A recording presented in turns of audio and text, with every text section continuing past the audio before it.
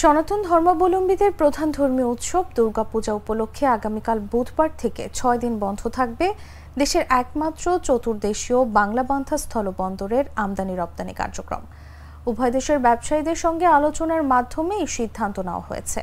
তবে পূজার ছুটিতে আমদানি রপ্তানি বন্ধ থাকলেও বাংলাবান্ধা ইমিগ্রেশন চেকপোস্ট ভিসাধারীরা স্বাভাবিকভাবে যাতায়াত করতে পারবেন বলে জানান বাংলাবান্ধা ইমিগ্রেশন চেকপোস্টের ভারপ্রাপ্ত কর্মকর্তা অমৃত অধিকারী।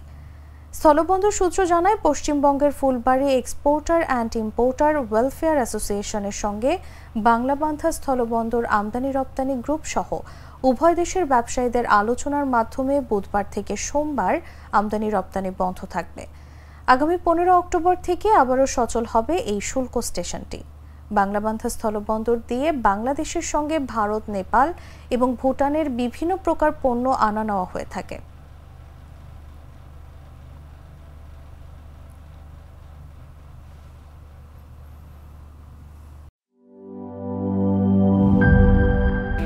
স্যার, আমাদের নতুন প্রোডাক্ট সিক্সার্স।